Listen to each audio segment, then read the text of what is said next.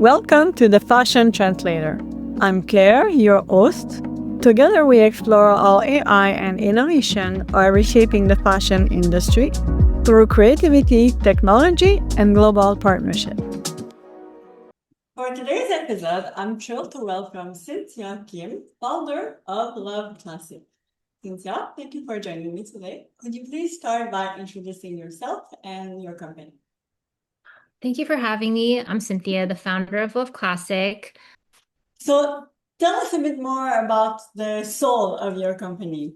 So, the soul of my company is really focusing on high quality fashion, trendy, like dainty styles. We started off with a sock line that was thigh-high socks in a very niche market of ultra soft quality that is very nice to wear and feels great on your body.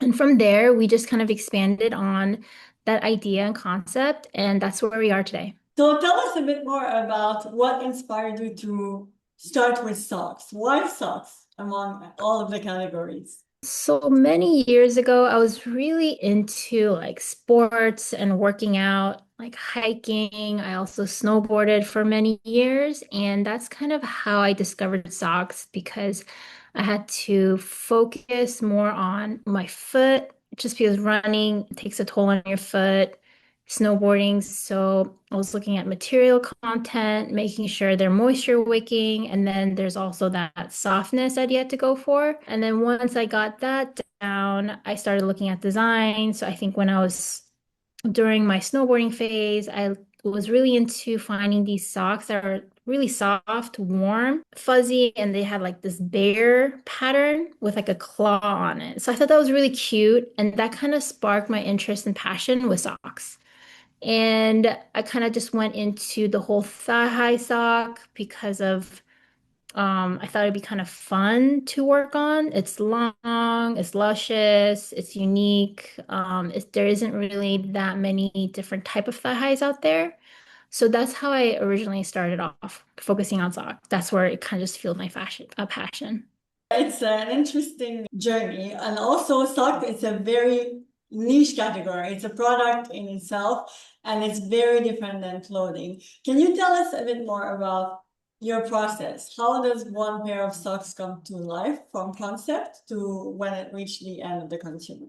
I usually start off by doing trend research, like what is trending right now? What is everyone looking for? What's coming out in the runway shows? And from there, I do a lot of sketches, try to brainstorm like what is the right fit, what is the right style for our brand, for our future, plus our current audience and current customer base. And I have freelancers that help really fine tune these designs and create tech packs, like technical sketches, and kind of help bring all of these designs to life. And from there, I work with the factories. I also give them a couple of ideas and what we're hoping to achieve, and then they turn it into like actual products.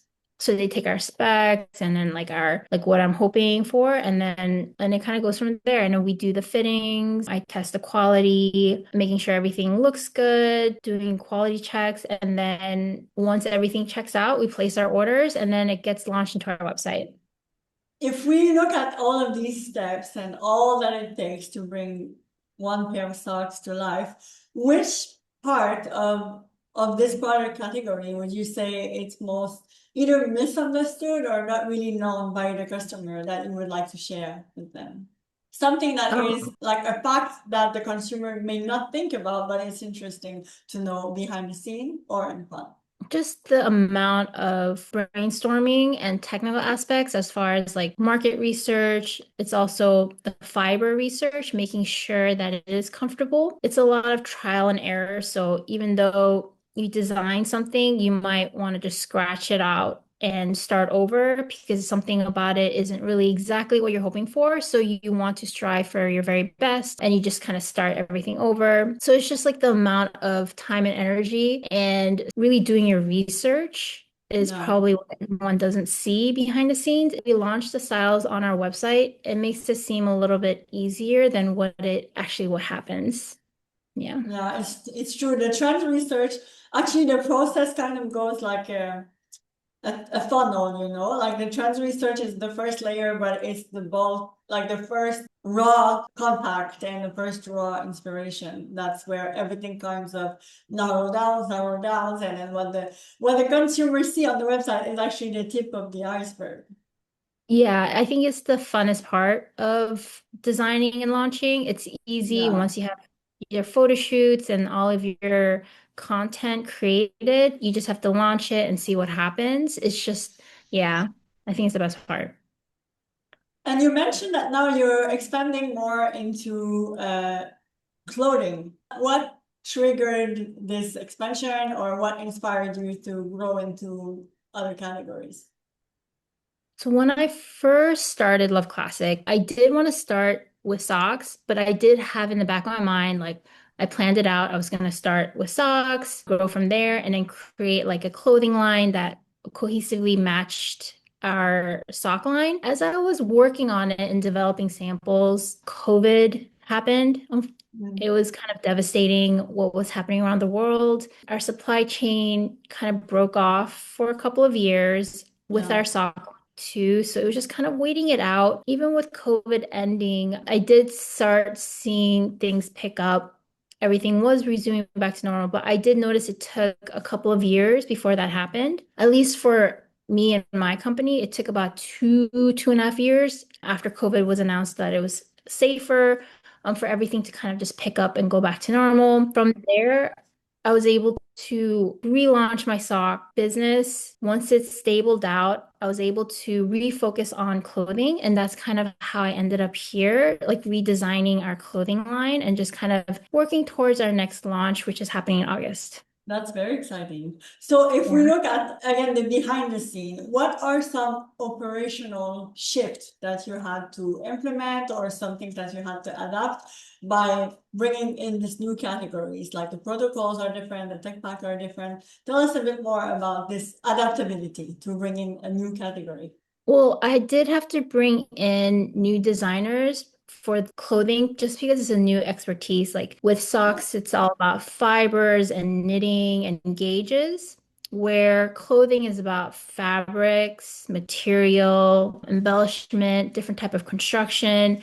So that was also a change, looking for new people, hiring, interviewing. As far as the other part, other aspects, it's just like packaging would be different. I feel like not much has changed as far as operations between socks and clothes, just because I think they're still under the same umbrella as fashion. So as far as like fitting and making changes and designing, it's still like trend research is still, looking at fashion shows. It's still all under the same, I feel like, umbrella. So in that yeah, sense, everything and the same. I think fitting clothing is a little bit more complicating and complex, where socks is like really small, it doesn't have that many elements to it.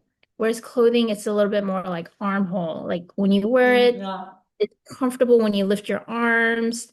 Like, can you move around in it? So when we do like our fittings or wear test, I think it's really important to move around and just see how things fit, if anything's uncomfortable. So I think it's Yeah. a little bit more complicating and more in depth with clothing.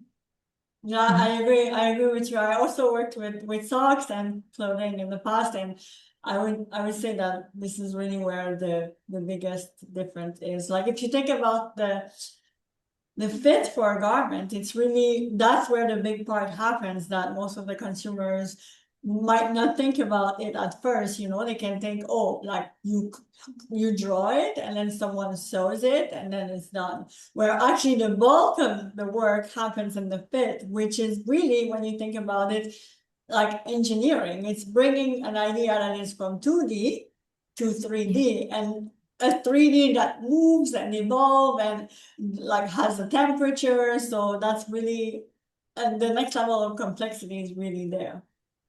Yeah, in that sense, clothing can be more interesting and engaging, where you have to also care about like wash and care, like how will it last? Will it shrink? So in that sense, it can be more like fun to learn all the different Yeah. aspects of clothing and designing and seeing it come to life. Yeah, there's definitely more room to play with. Yeah. And when it comes to your business, with this new expansion, with everything, which aspect of your business would you say has most of your focus right now? I want to say it is really marketing has been taking up a lot of my mind and my hours. Anything from like social media to paid advertising and fulfillment. I think we can say that marketing has really evolved and transformed in a short period of time. Yeah. And we really have to, all of us, we all have to adjust and adapt into the new realities of marketing, that's for sure.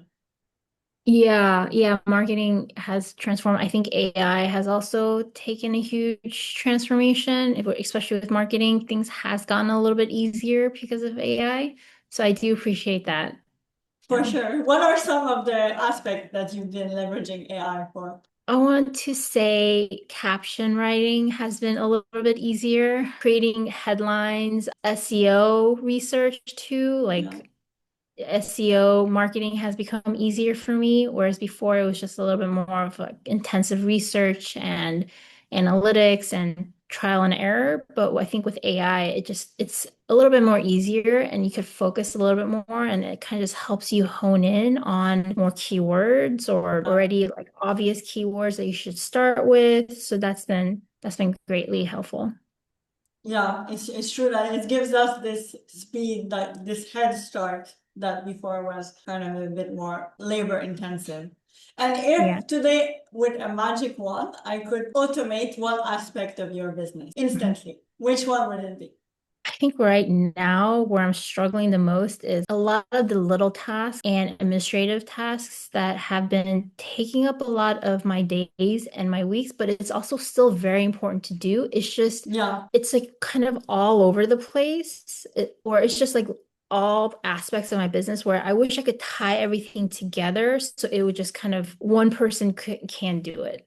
Or it's just like one department or one category. Right now, it's just like a little bit here, a little bit there. So it's a little bit too complicating to find. I'm doing it all by myself, but even to find someone to help later down the line, it's just like they need to be able to understand or have experience working from this section of the business to that section. Usually, you could find someone who is really experienced with this section, but would have to be yeah, trained to know how to work this section and or really needing someone to walk them through it, needing yeah. the time to learn it. So it's just, I think it's going to get a little bit complicating. So I've been just doing everything myself as far as like those little tasks, but hopefully I'll be able to kind of link everything together down the line and kind of take a lot of that work off my plate. For sure, to streamline all of these small little things would free up the creative part of your brain that would allow you to focus more on the trend, the creativity, and launching more product. And if we look at the next few years, what is the next growth phase you see for your brand? So I've been working on our in-house clothing line launch. I'm going to start launching small capsule collections starting in August. So I'm really excited for that. So that is our next big milestone we're working towards and really expanding on our sock line. We've been launching new designs, new styles, really working on the back end of it. So with these two lines, I'm hoping that it would help us grow and expand our company. And I've also been working on scaling our business. So I'm also really excited for that. Yeah, just really excited to see how our new clothing line launch goes later this fall. Well, I'm excited as well. And for all the listeners who wants to stay in touch, there will be all the handles and all the links, so we can all keep an eye on this collection and all the capsules to come and everything in the year ahead and beyond. Yeah. Cynthia, thank you so much for joining me today. Thank you. Thank you for having me. It was my pleasure.